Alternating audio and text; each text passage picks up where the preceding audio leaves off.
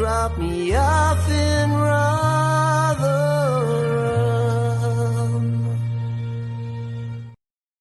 Comes for more. 2 for Jensen, 2 for Rotherham. Shoots! Ravel.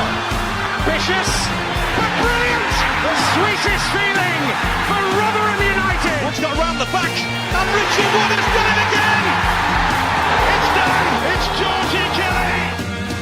Do me a favour, drop me off in Rotherham.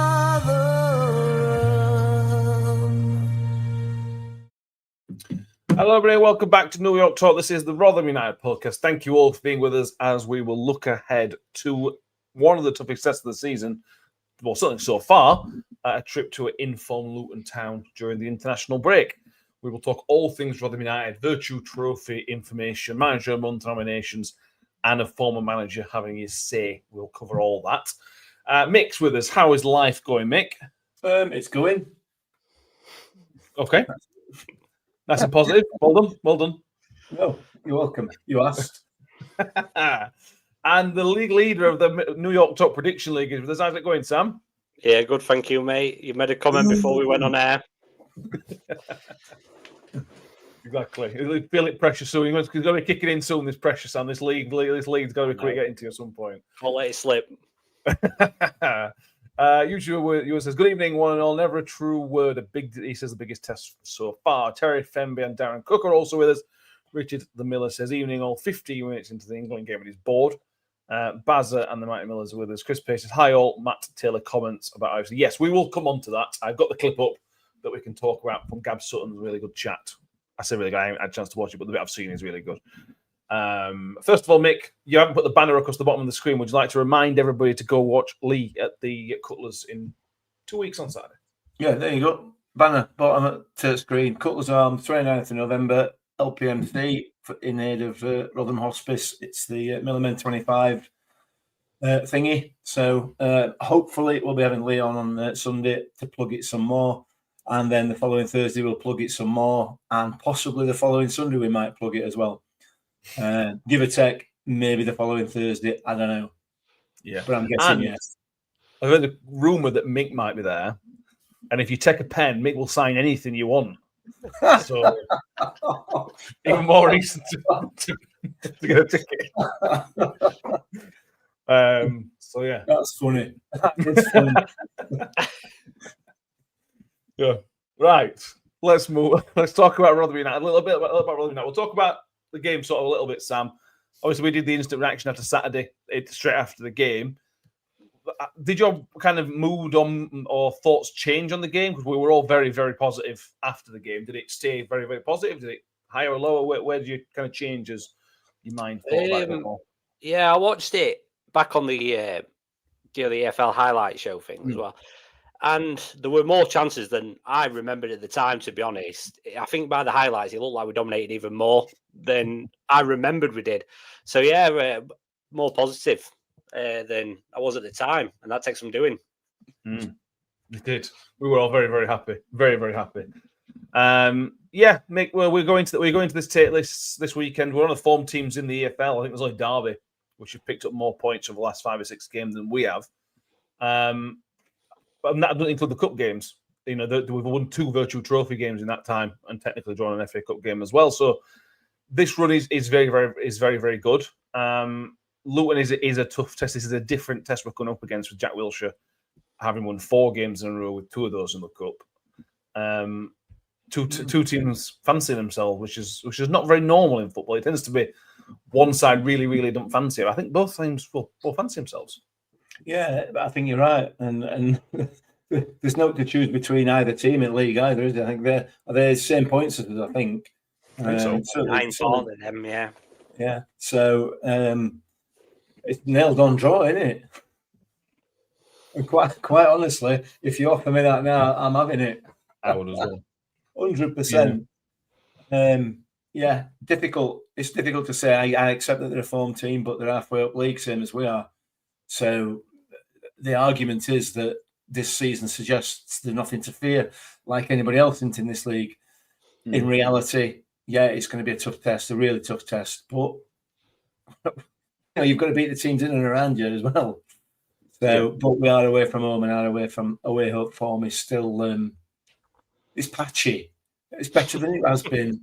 It's now patchy. We're upgraded patchiness in our away form. Yeah, we've gone from being really, really bad to patchy, which is definitely an upgrade from where we were. Absolute upgrade. It couldn't go any worse, though, could it? Really? Well, it would have took a lot to get worse. It would have took a real effort to get worse than that. Luton are in form, Sam, but to add a bit of context to it, yes, they've won 4 games in a row, and the last one was a 3-0 win at Stockport, which is brilliant. You can't take anything away from that, and I wouldn't even try. But the other 2 games were Forest Green at home, where they blew a 3-0 lead and still managed to get a winner in the last few seconds. The other one was a 3-1 win against Brighton's under-21s in the Virtue Trophy. And the other one was a 1-0 win at Northampton, which, again, we won. You cannot be away from that. But that 4-game winning run is actually realistically, if we're talking about real football, says the man who's counting FA Cup draw as a draw. And Manchester City under-21s. Manchester City under-21s.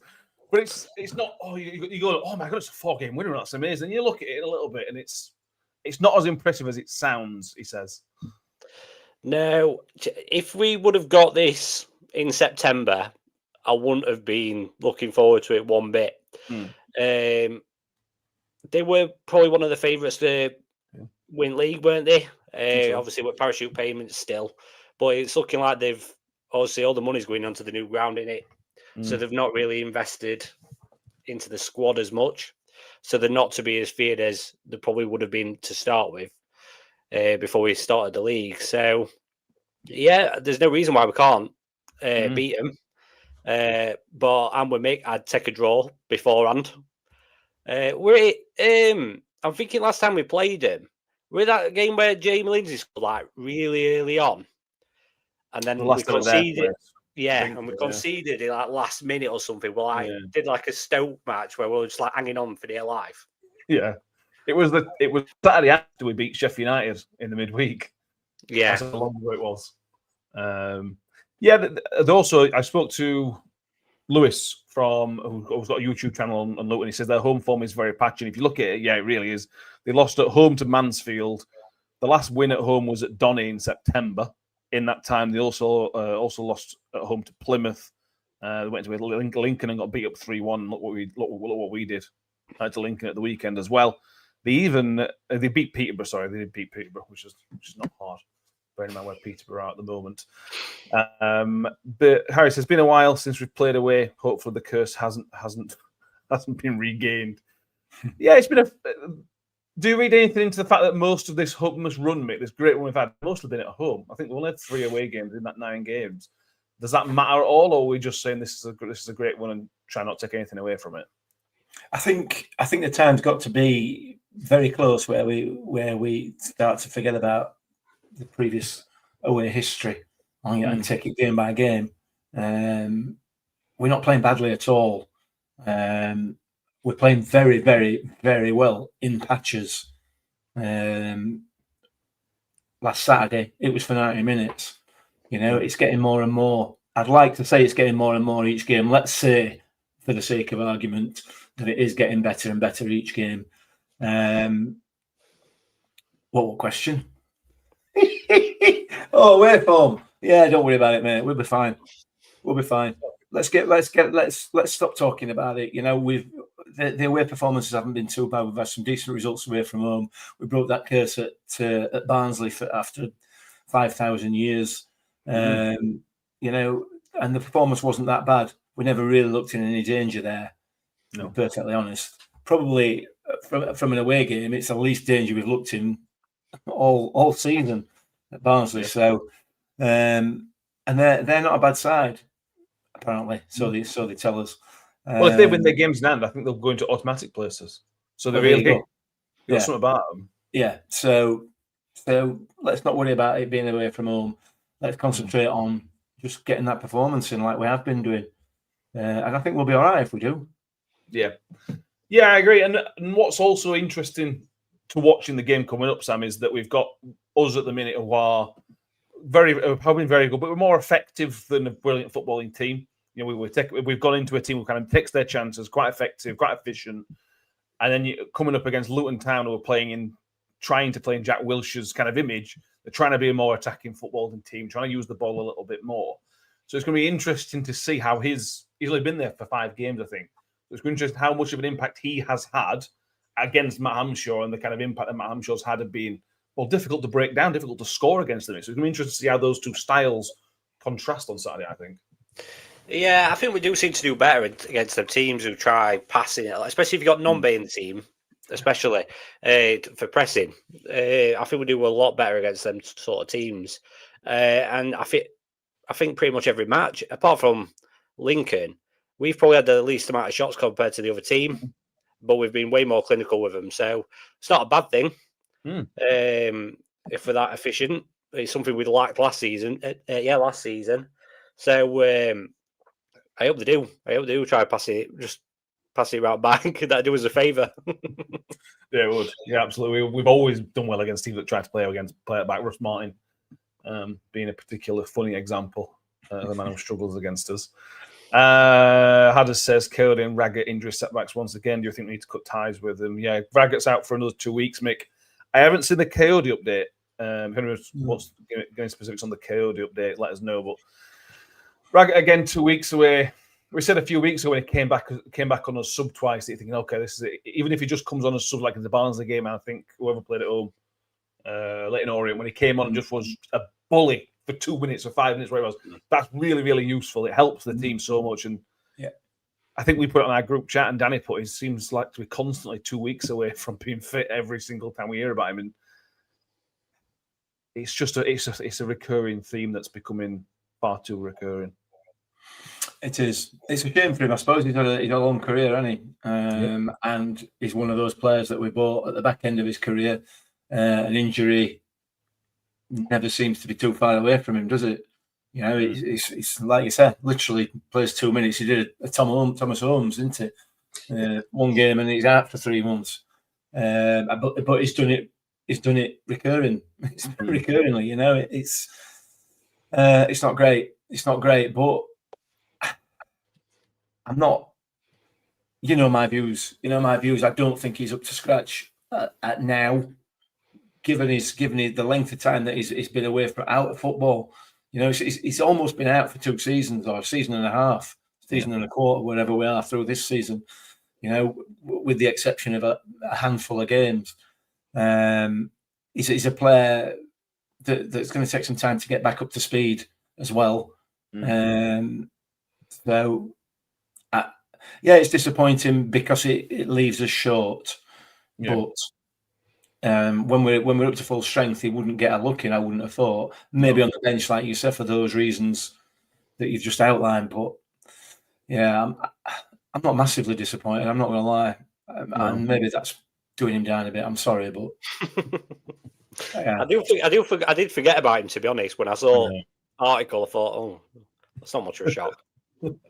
Yeah, but the thing is, what says a lot about him is that if you were given a straight choice now, Sam, between Hamish Douglas and Sean Raggett, you're picking Hamish Douglas every single day of the week. Yeah. And that kind of shows how the star has risen for Hamish Douglas, that there was not many Rotherham defenders you would pick above him at the minute right now. There might be Tom Holmes, maybe, I don't know, but there's probably not 3 that you'd pick above him. No, definitely not. He's smashing it at the minute, isn't he? 100%. Yeah. Got himself in the team of the week, EFL. Was it the EFL team of the week or the My Squad or whatever? He got himself in the team of the week last week. The EFL one, I think, yeah. Yeah.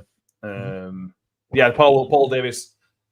Paul Davis did a really good article in the week on Hamish Douglas, as well as shining a light on some of the events of last season. Do you want to talk about that, or should we just try to deeply bury the events of last season? What do you want to do? Well, allegedly, according to social media, it's an out-and-out lie.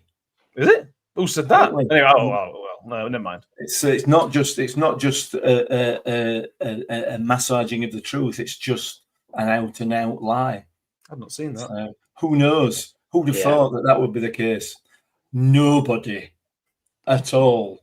I think all Paul Davis's top fans put stuff like that out. Yeah, He's exactly. popular a minute, isn't he? Did it? You know, when you read it, did it surprise you? No. Not one bit. Not slightly. No. But remember when Evans said that the training facilities were good, by the way? Do you remember that? Just thought it was plant a seed for a conversation in 10 minutes. Yeah. But we're going to leave that. We're going to leave that for now. Virtue Trophy, Mick. We could have got Salford, Tranmere, Lincoln, or Donny in that time. Bolton won 6-2 or whatever it was on Tuesday. So we ended up with Salford again away from home. We shall be probably in December. Could very well be early January, but probably in December. The dates haven't been confirmed. Is this the time to get interested in the tournament, or is it still a couple of rounds too early for you to get any kind of interest? Once we get to the final, then we can start getting interested, can't we? To be fair, out of those teams, it's probably the best one to get against to far away on a night game. We didn't want Donny again, so certainly didn't want whoever the other one were. Lincoln or Tranmere? Oh well, Lincoln. We could have had Lincoln. Lincoln would have been all right, wouldn't it? They're crap, as we found out last Saturday. Yeah. No, not at the moment, but it could be. It could be our 4-yearly trip to Wembley. Could. I'll settle for that and an automatic. Thanks. 4 wins away. Last 32, last 16 quarters, and then semis. Well, listen, last time Matt Amshaw was in the management team at Rotherham United, that's exactly what we did. So it is. That's true. That's true. Yeah, I just want to point out the madness of Bolton won the group, so in theory got themselves a much more comfortable draw by playing a team who finished second. Same with Salford as well. They finished top of their group, so got an easier draw. Bolton got drawn at home to Bradford, and we finished second and got drawn away at Salford. So I don't think the system really works, if anybody from the EFL is watching. But yeah, we'll all watch it, and we'll hope for the best and not worry too much if it don't go well. Are you the same as Mick, Sam, that it's just we're not quite at the interesting part yet? Still, at least maybe the quarterfinal last year we lost to Bradford, and there was an okay crowd for that one, but that's a while away, I suppose. Yeah, I don't mind it actually. The groups are a bit dull, aren't they? But I think as soon as it gets to knockout, it gets a bit more interesting, slightly more interesting. I remember last time with Hartlepool, weren't it, in the semi-final? Yeah, that's when everyone's interest perked up. Yeah, no one knew who we played before that. Exactly. Yes, that's a little while away. I don't think only one under-21s team made it through to the knockout round, which I think should be celebrated. Nobody likes a junior team in senior football, but there we are. So yeah, that's Virtue Trophy ticked off. Right, let's cover the Matt Taylor stuff. I have got a little clip that everybody's seen on social media, so we're going to watch the clip because I know that Mick hasn't watched it, and then we will review Mr. Taylor's comments. We'll see you in 50 seconds. And I probably was too straight and too honest. And one thing I certainly look back on is I tried to improve the infrastructure of the football club, something which hadn't been done previously. I wanted adequate facilities. I didn't want the best. I wanted enough in terms of players could come into the training ground and their working environment and our working environment and be well fed, well looked after staff-wise, well looked after in terms of gym facilities, have hot showers, train on safe pitches. Something you'd probably think happens at every single professional football club, but didn't at the time at Rotherham United. And so I pushed probably some buttons which maybe hadn't been pushed before and were seen as the way I spoke about these areas of investment and the need for them was seen as a little bit of a negative against me. Right. Because so that's Matt Taylor. That's only a very short clip of this chat with Gab Sutton. Like I said, I haven't watched all of it. From what I've seen, it seems like a good chat, and Gab's getting more and more good guests, to be honest with you. So make sure you're checking Gab out. Sam, what's your reaction to that? Because there's quite a lot to pick out there for me. I have opinions, but I'll let you go first. What's your kind of view on that, of him, the situation, the training, and everything else? It weren't a massive shock. After you spoke to Peltz, said pretty much the exact same thing, didn't he?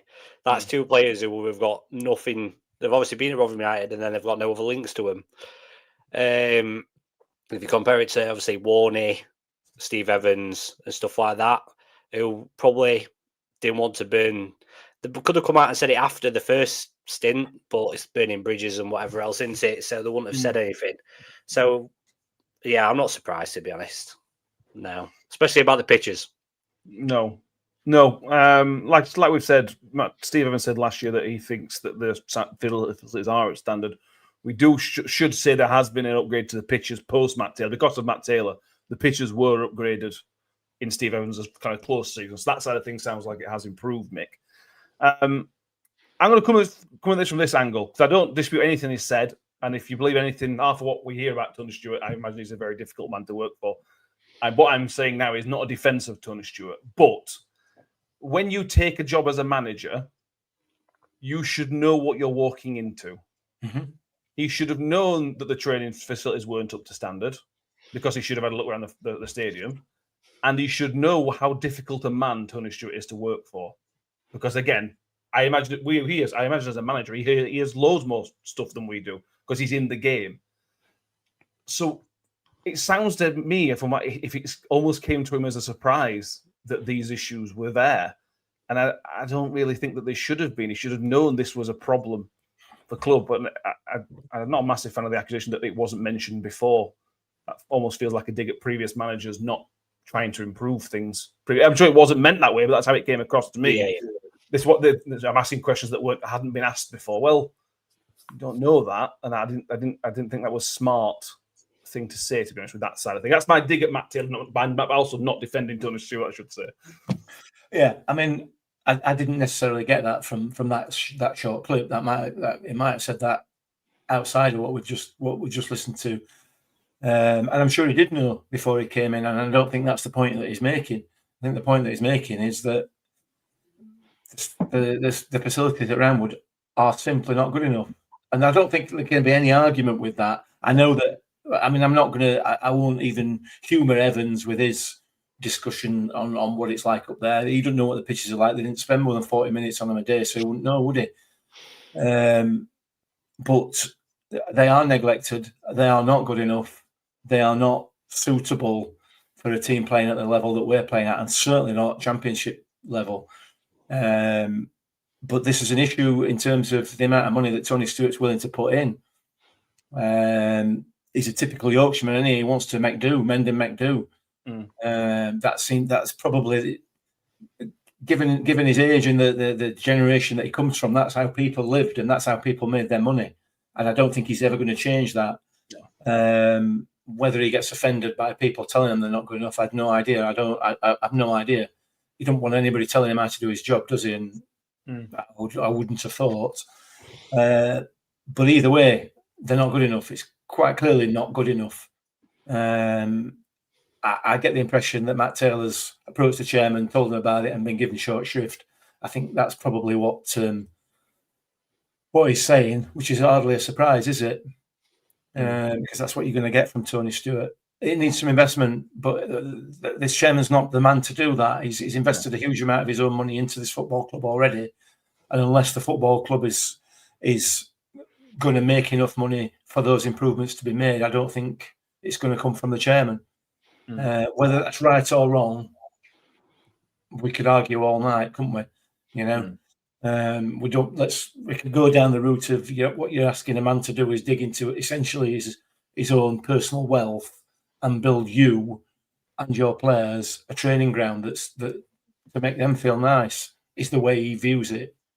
I would have thought. I don't know for sure, but and to be fair, I've got a certain amount of sympathy for that point of view. You know, he's not going to get any money back for that when he sells the club. I wouldn't have thought. I don't know. He's certainly not going to make his money back, but he didn't come into this to make his money, would he? Did he? So I'm rambling. I know I am, but I've not got a great deal of sympathy for Matt Taylor, because if that is the case, then strap a pair on, mate, and get back in his office and back in his office. You know, what's he going to do? Sack you for telling you for saying you want better facilities? Good luck with that, mate.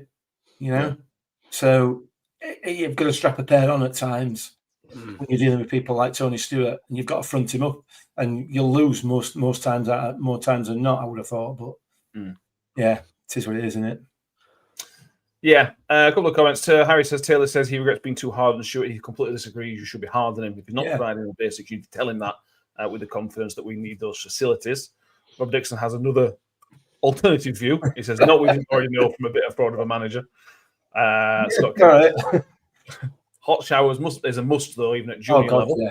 That's ridiculous. If that's, I mean, he's mentioned that, and we're drawing the implication that there weren't hot showers. He didn't actually say that, did he? I think he's maybe using that as a kind of example, not necessarily example, but you know what I mean. I can't think of the word. But it wouldn't surprise me. The porta cabins. That is true. No. Yeah. This on a point of Andrew. So if Taylor was offered £1 million spent at the club, would he have spent it on the training facilities? Nombe. Again, referring to previous managers, if you recall Paul Warne building what they now refer to as the structure that's there at Roundwood, from what I remember, that came out of the transfer budget. Warne had to take a hit of the transfer budget to build something at the training ground. So the money's a little bit there to spend, but you've got to kind of use it smartly, I guess. Usually said did not spend a few on the training ground. Yeah, Paul Davis reported 250k, maybe a bit more than that on the pitches themselves, not necessarily the facilities. Martin Byrne, Stuart will look at it. It was good for Warney, etc. Maybe Matt Taylor. I respect Matt Taylor hugely, Sam, for a lot of what he does in football, and everything else comes along with it. But maybe he just wasn't the right man to deal with Tony Stewart, because, as Martin says, Paul Warne managed to get it working first. Steve Evans got it working first time round when the facilities were much worse than what Paul Warne had. Never mind what Matt Taylor came into when he is. So maybe Matt Taylor was just the wrong man to deal with, to get something out of Tony Stewart. Maybe. Yeah, I think so. It also makes you think he come from Exeter, didn't he? Yeah. Makes you wonder what theirs were like as well at the Reasonable. time. They did invest in it. I don't think it's spectacular. I think it's a lot better than ours. Yeah, he was a new manager, weren't he, as well? So obviously he'll have come from St George's Park and Exeter and whatever else. If they're obviously all nice, that's all he's seen. And then he comes up to a boggy pitch and a porta cabin. It's a bit of a shock to the system. Question on that, though. Do club leases it, doesn't it? Yes. So what's the deal with... I've never understood this about spending money because they don't own it. I think that's why one of the reasons that's been suggested as why we haven't invested anything, because we don't own it. Yeah. Because it just seems like chucking money away, doesn't it? Yeah. It does, but at the same time, yeah, it is. But then we bought that place at... in Brinsworth for it. Yeah. And that's allegedly been sold somewhere else. Certainly Rotherham sign's been taken out. So, yeah, you make a good point. I understand why we've not invested, because we don't own it, but at the same time, you've got to be in limbo. The Championship. We're not playing League 2, are we? We're in the Championship. We were in the Championship. But you've got to be smart as a manager. We said this about earlier this season about Matt Amshaw, can't we? You've got to be smarter with the tools you've been got on Matt Amshaw's, but learned very, very quickly with massive credit to him. I just feel like Matt Taylor maybe just didn't adapt to Rotherham United as a football club. He got us over the line in terms of survival with a bit of helping hand from Warney, but he got us over the line. We're not going to take that away from him. But he just never adapted to the club, I suppose. He was trying to adapt the club to him, where he should have been the other way around, probably. Yeah, I think so. I think you're right. We've said it before with Matt Taylor. I have no axe to grind with a bloke. He seems a nice enough fella, but he always struck me as a bit of a PowerPoint manager. I've said this before. You know, I'm sure he could write you a damn good thesis on how to run a football club and how to manage a football team and everything else. But unfortunately, putting it into practice, as he proved with us and in his subsequent jobs, he's found more difficult. That's not to say he won't be a good manager. You know, he's got the tools and he's got the personality. But you know, that's only one part of the job. You've got to be able to actually put it into practice. So I hope he's a success. I genuinely do, because he's a nice enough bloke. You know, and there's not that many of them around in football, is there?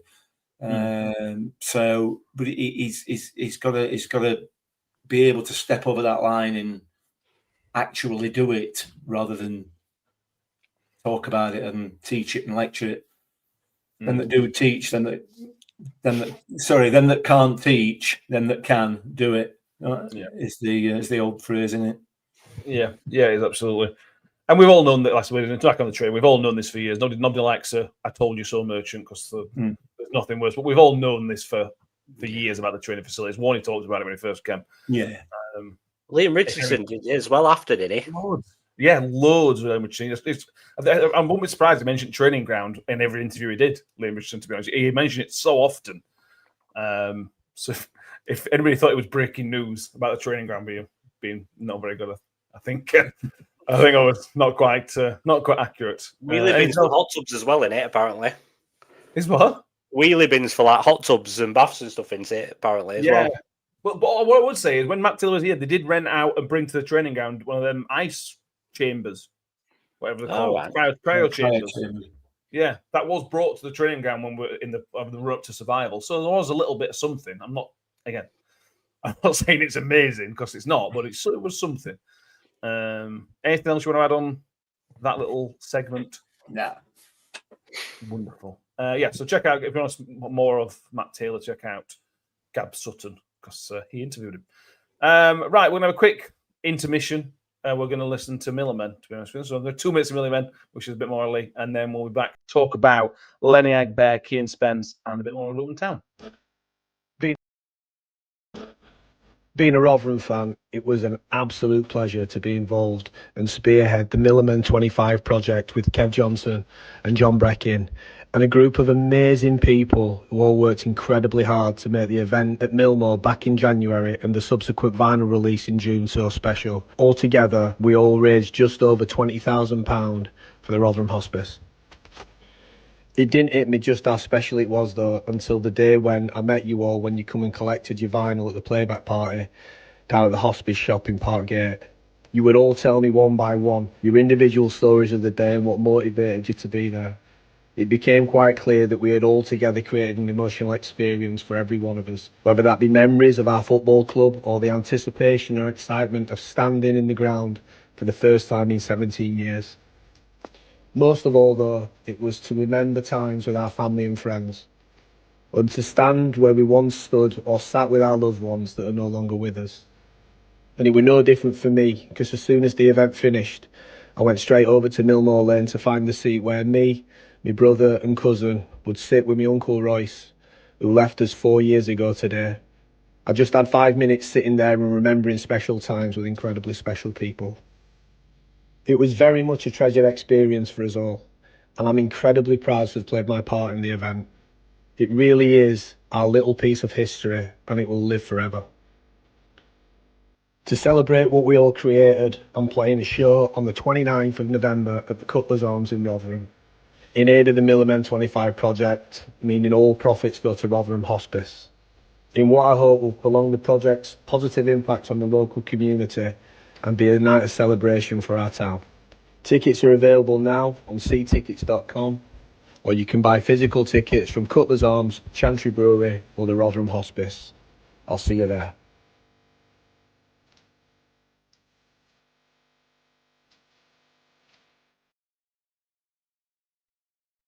There you go. The video didn't go on to start with. It was stuck with us for another 2 seconds. But there we go. I forgot how cold it was on that day. Watching that video back. Yeah. We were freezing. On one of the good days of last season. Not many of those around. Right. Let's move on to Leniag Bearmick. He's going for a surgery. But he might be back before Christmas. And Christmas is only, 6 weeks away? So it's obviously a very, very minor surgery to fix whatever this minor problem is, which, if it's going to solve the problem, this is kind of good news. Yeah, it's really good news. It just makes you wonder why we didn't do it to start with, doesn't it? Yeah. I don't know. If it's minor surgery and it's going to be 4 or 6 weeks, I get. Obviously, there are other parts to this story, with the lack of centre halves that we've got. Yeah, for me, it's good news. Let's get it sorted once and for all, and then he can move on and restart his career, because he's going to be a hell of a footballer, that lad. He really is. Yeah. And the sooner we can get him back, the better. We can get some zeros put on its value. Yeah, good luck to that. I hope he gets it sorted as quickly as possible, and it'd be great to see him back for Christmas, definitely. Yeah, Scott Kent and a few of them mentioned the JJ surgery. How many is that still? It's been many for JJ. Yeah. I'll just touch on the Curaçao and Ajani Martha stuff. Curaçao, 2 more qualifiers left. If they win both of them, they will automatically qualify for the World Cup. They play tomorrow midnight, so Friday midnight against Bermuda, and then Wednesday 1:00 in the morning. So it'll be late back again for us. But again, if they qualify for the World Cup, who cares? Another man that's got another injury, Sam, although this might be minor, is Marvin Coletta. He managed to play 10 minutes or whatever it was, less than 10 minutes, I think, actually. I think it was about 1. Yeah, and Lincoln and Matt Hampshire says he felt his groin after training on Tuesday. Now, the good thing is that press conference was Wednesday, so there are 2 more days, but Marvin Coletta is such a handful when he's fit again. If you can get some of that available, even if he is just an impact player off the bench, my God, he's useful. But injured again is just another trend like we're seeing with a few others. We can't catch a break at me, can we? It seems like a lifetime since I've seen either Coletta or Lenny play. Yeah. Both of them, I think, start season, were both singing the praises, and then all of a sudden they both vanished. And Coletta were a weird one because no one really mentioned him in terms of being injured or when he was due back. Everyone else is like, 4-6 weeks, but he was just vanished and then rocked up for a minute and then injured again. But yeah, we need him. If he's not going to be playing this weekend, though, is he? No. What? Unlikely. 2 minutes end. Ease him in. Yeah. Yeah, we could do with him now. We could do with him. Especially when Martha goes out on international duty. That is someone you can do with. Yeah, absolutely is. Manager month. Matt Hampshire's been nominated for manager month. I don't think he'll win because Dave Challoner at Stockport got 4 wins out of 4. And we only picked up 10 points from that. So I think it's unlikely he's going to win, which is good. We don't want him to win anyway because we all know the curse. We all know he's done a fantastic job, and that's all that kind of matters really as fans and players, I suspect. But rightly kind of nominated. It's good recognition for the month we've had and the turnaround that we've had over the last, obviously, that was obviously for October, but for the weeks after that in November as well. 100%. And he'll win it sometime this season, I'm sure. If things continue to improve at the rate that they're improving, I don't think there's any doubt he'll win it at some point. But we're not that bothered, like you said, because the cursed manager of the month means that you lose your next game. So I don't know if Stockport have got on Saturday or after it's announced. Well, they lost, didn't they? They lost to Luton, didn't they? No, last week. So. Yeah. So that's sorted that one out. Yeah, it's fully deserved. It's fully deserved, isn't it? Without a doubt. Yeah, it is, absolutely. If none of Rotherham players got nominated for Player of the Month, but if you had to pick a Rotherham player for October, who would have been your pick for that month? Who stood out in those 4 games that we played? We won 3 of them, drew 1 of them, obviously, as well. Anybody? Would you look past Hamish Douglas at the moment? No, that's true, actually. I mean, there's been some great performances, some fantastic performances. But Hamish Douglas, given his age, given his lack of experience, and the fact that he's playing out of position, he's been amazing. But Scott's nailed it, hasn't he? I'm sorry, I forgot. Yeah. Sorry, Scott. You're right. Yeah. Yeah. He should be player of the season for the league, quite frankly. Fair enough. He's been outstanding, hasn't he? And it keep Port Vale fans off as well. So, it's a win-win there, isn't it? Yeah, it is. Philip says Rafferty, worth a mention, Spence, Douglas as well. Douglas didn't play until the cup game the day, which was actually in November. But yeah, anybody else, Sam, that's worth mention?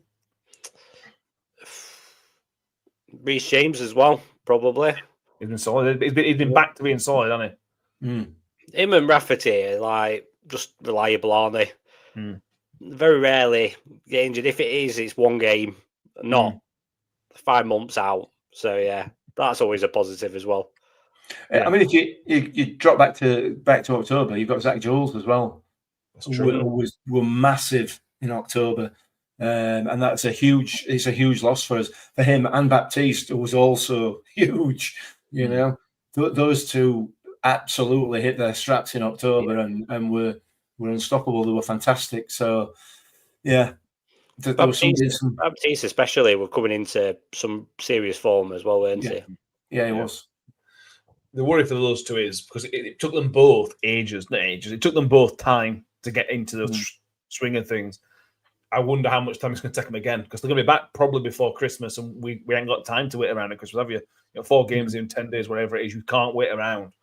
But we're just nice to have bodies back, I suppose. Harry says Hampshire Senate Press is hoping to have one centre half back on. Who's that going to be because they're all injured? Also, Tom Holmes is ineligible. So I think Tom Holmes probably, if we were playing Reading this week, I think we'd have seen Tom Holmes, maybe not start. Yeah, I think we've seen Tom Holmes. Who is that centre half that's coming back then? Because I struggle to think of him. You know, on the interview, it looked like really like you were hiding something, but I couldn't think of anyone who were coming back. No, I couldn't. Given the 2 injuries that they got, that Jules and Baptiste got, were both tight something or other. So it was a tight hamstring, it was a tight groin, was it? I can't remember. It wasn't actually an injury, right? You know, a tear, or a pull, whatever. I don't know. Scott Kinson rags, I guess, but Paul Davis has confirmed he's out for a couple of weeks at this point. You might be right, Mick. He might be one of Jules or Baptiste coming back a little bit quicker. Be a big boost if it was. I want it just, yeah. You know, you get Zach Jules back at left side of centre half, at the side of Hamish Douglas, Joe Rafferty, and James, then put James out onto that left as a left wing back. It'd be massive for us. It'd be huge. And Jules was training. Harry's got that right. Yeah, he was. I remember saying that. Have we worked it out? We worked out Matt Hamshaw's big secret. It's like transferring all over again, isn't it?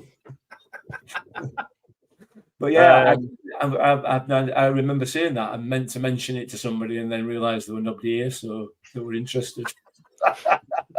Retirement's really kicked in for me. Yeah. Yeah, let's wait and see. Then that'd be interesting. And be very, very useful. Just on a couple of former Millers that we might come up against Saturday. Hacks probably won't start, but might. He's coming back from an injury. He picked up an injury. Well, they found an injury during his medical, apparently, but still signed him anyway because they thought it was worth it. And it's Hakeem Godwin, of course, he's worth it. So Hacks is kind of working his way back into it, so might not play. Cohen Bramwell will play. Luton fans seem to quite like him. Prime Roberto Carlos now, isn't he? I know. He scored 2 of them, apparently. That's his second one. Yeah, I think one was start of season or pre-season. So yeah, Hacks maybe Cornwell's finally found his club, which is good for him. He also played with Jack Wilshere. He was at Arsenal at the same time Jack Wilshere was. So there's a bit of a connection there for him as well going forward. There is there a third? Jerry Yates is there as well, but I forget about Jerry Yates to be honest. Anyway. Well, I'm sure if Hacks comes on, he'll get a really good reception from the Millers fans. Less so Cohen Bramwell. We'll see. We'll see what happens with that one. We could do him at back, to be honest. We could do him at back, to be honest. Yeah. That's true. Very true. In terms of players coming back, though, Sam, there is one positive, which is Keane Spence.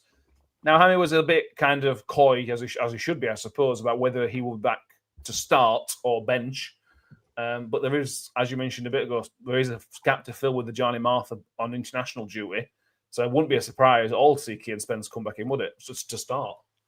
No, definitely not. And he gets about, I'm sure he'll be fit enough to start and play a substantial amount of time. Even if you did bring him off the bench, he's not end of world because it's just extra legs, isn't it, to rat around. I don't know. Well, it's going to have to be probably Powell on that left-hand side, though, isn't it? Yeah. After Powell talking about it earlier in the week about it not being necessarily his position, now he's probably going to have to play there again. Yeah. Yes.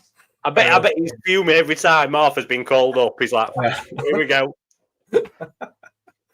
Yeah, unless it is Zach Jules back, I think. Yeah, I don't see a workaround, Mick, for left wing back. Do you see anybody else that could fill you? You can maybe put Hall across there, but then you kind of stuck for right wing back if Clatter's not fit. Yeah, he's got. We're stuck as we are at the moment. Like I say, if Zach Jules is back, then it opens that up massively. So fingers crossed. Fingers crossed we're right. I mean, the thing is, he won't risk Zach Jules for a full 90 minutes, will he? No. So we'll have to see how that pans out. But I'm kind of quite giddy now. I'm just sat here thinking about the fact that I'd seen him in training, and hang on a minute, wait a minute. I'm quite giddy. Yeah. Well, let's have a centre half playing. It'd be amazing if we actually could have an actual Pucker Gent centre half on pitch. I know, but not playing at centre at 3. I mean, how amazing would that be? It'd be the first time in a little while. I can't remember. Well, there might be 2 next week with Tom Holmes coming back and all. Oh, stop it now. Stop it. You're just being silly now. Or he might have just got Ayala in on a free agent. Possibly, yeah.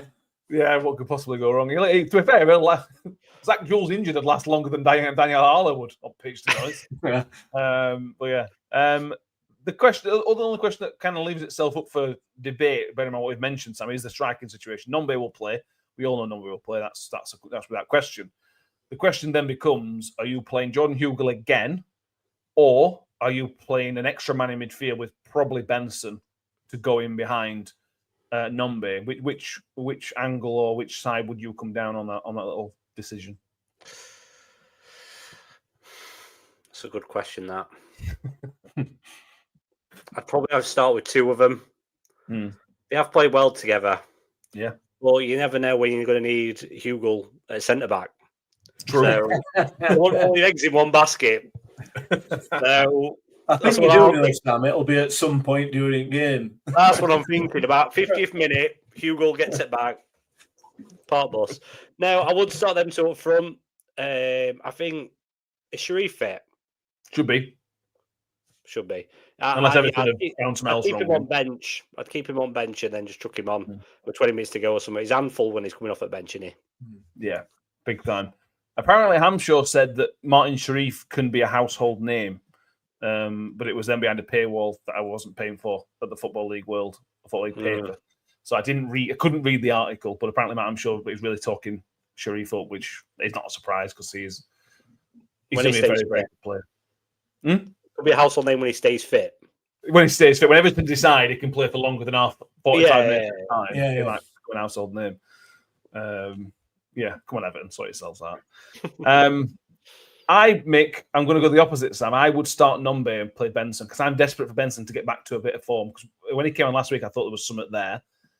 And also, I think this is the perfect game for Hugill to come on late on in game. Whether we're chasing at 1-0 or 2-1 down, or whatever, or whether we're winning the game, it just feels like a game where we can really frustrate them. And if you're Luton and it's 1-1 or you're losing 1-0, you don't want to see Jordan Hugill coming off the bench. I just think in this specific game, I just think he'd be more effective as a sub player.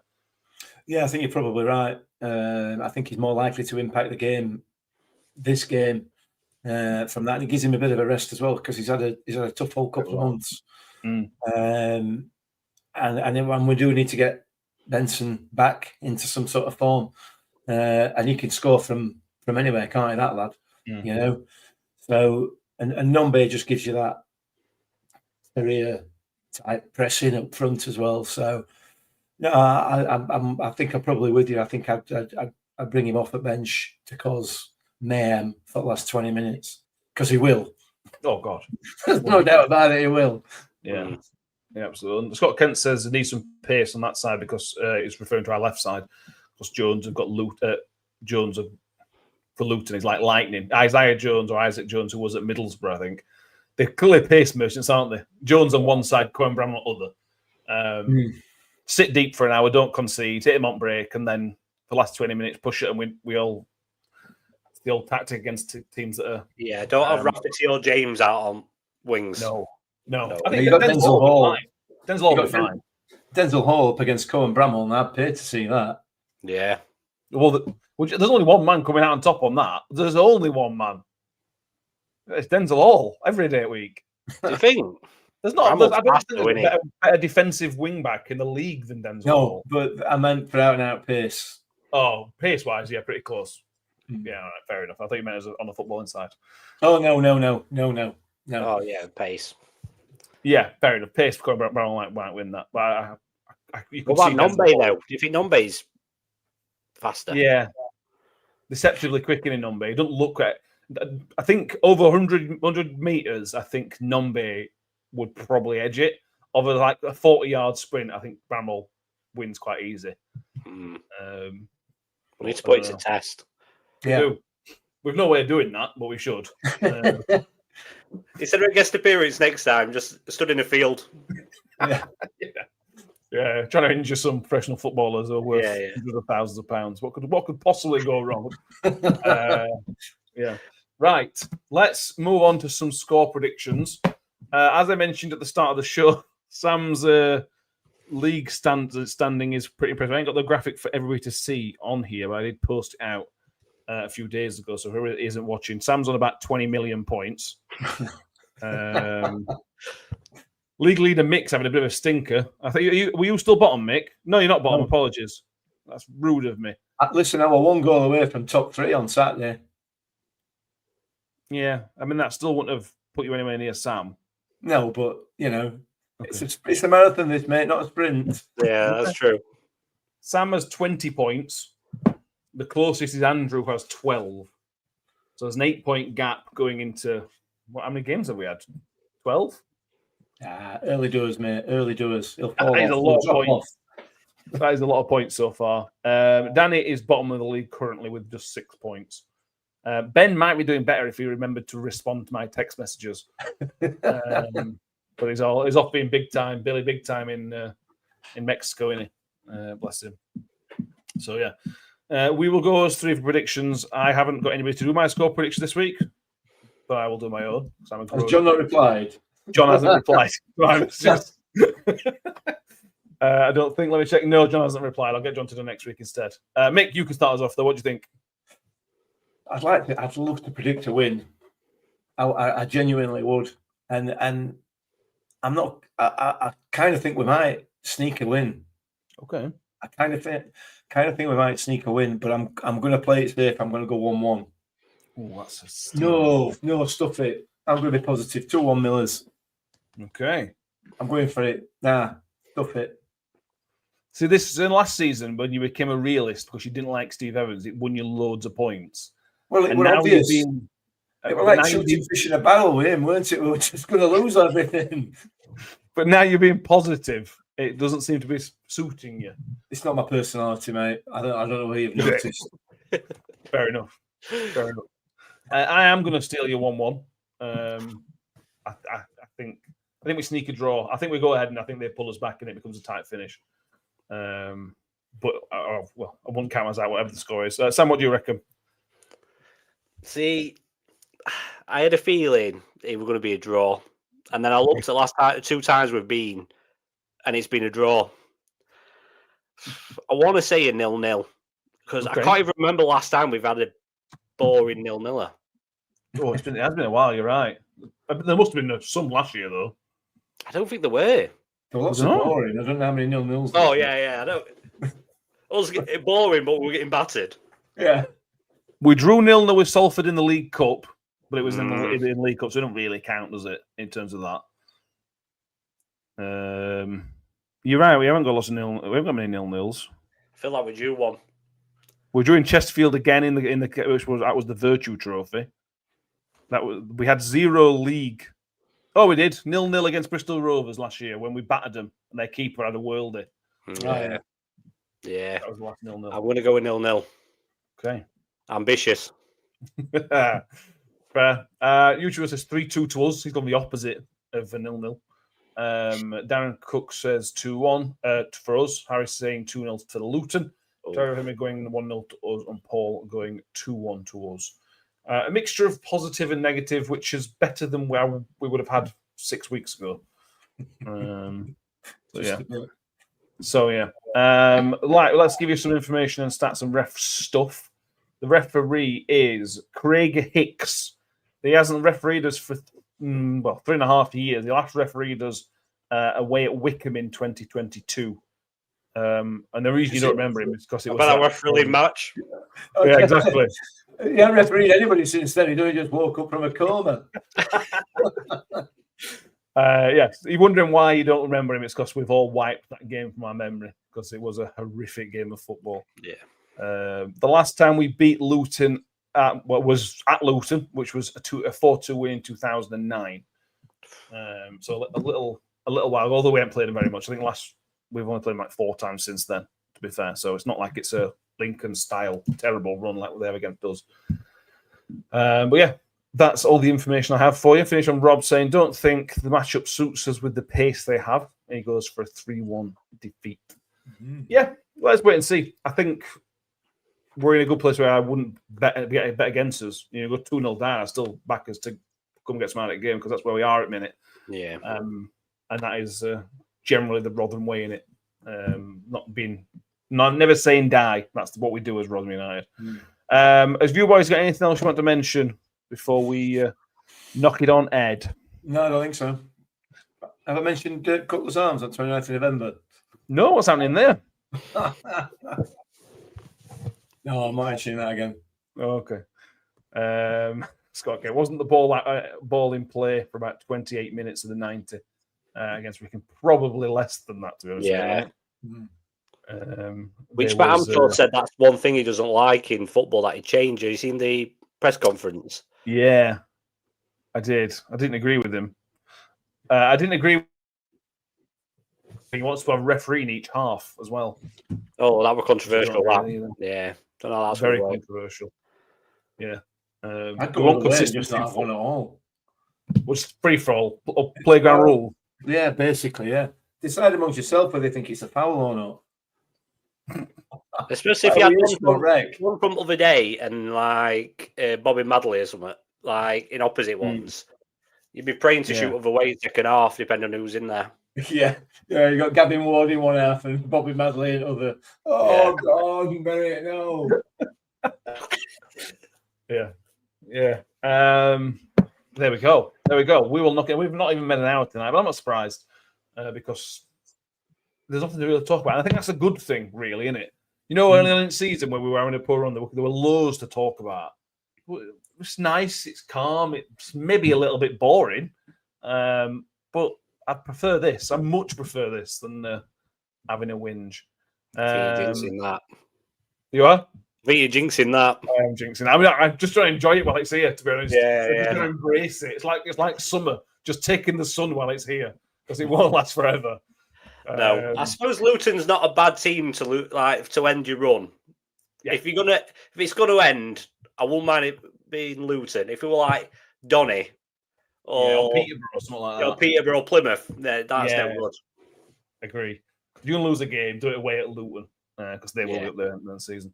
Andrew Barlow says even Radio Sheffield are praising us with the current form and all their injuries. Yeah, it's like they've been listening to the number one Rotherham pocket there. Anything else you want to mention before we knock it on Ed? No. I think we might be having Leon on Sunday. That's all. Yes. So if we do lose on Saturday, we'll cheer you up by speaking to Lee on Sunday. If we do win, we're going to celebrate by having Leon on Sunday. So it's the way around. We want to read it. If you haven't done so already, please do make sure you subscribe. We're now less than 50 subscribers away from 2,000. We need 48, I think, to hit 2,000 subscribers. Please make sure you do so if you haven't done so already. And if you are watching, give the video a thumbs up as well, because that's so other people know that you think this is an okay football show. If you want some more stuff, the Luton preview tomorrow with Luke or Liam Williams. I'm going to check because it's Luke gets his name wrong. What I do know is he was really, really good. Lewis, we're close. I really enjoy speaking to him. He's got his own YouTube channel, which is really, really good as well. So if you haven't done so well, check that out tomorrow and check him out as well, because it's really good. We will then be back on Saturday evening with instant reaction, which we may even have Tom from the ground, maybe, which will be funny and hilarious from somebody's back garden. If you're listening on iTunes, and make sure you subscribe, 5-star rating, whatever your thing allows you to do. Thank you, Mick. Thank you, Sam. We will see everybody next time. Thank you all for watching. And as always, Up the Millers. Up the Up the Millers. Millers. Comes for more. 2 for Jensen, 2 for Rotherham. Shoots! Ravel. Vicious, but brilliant! The sweetest feeling for Rotherham United. Woods got round the back, and Richard Wood has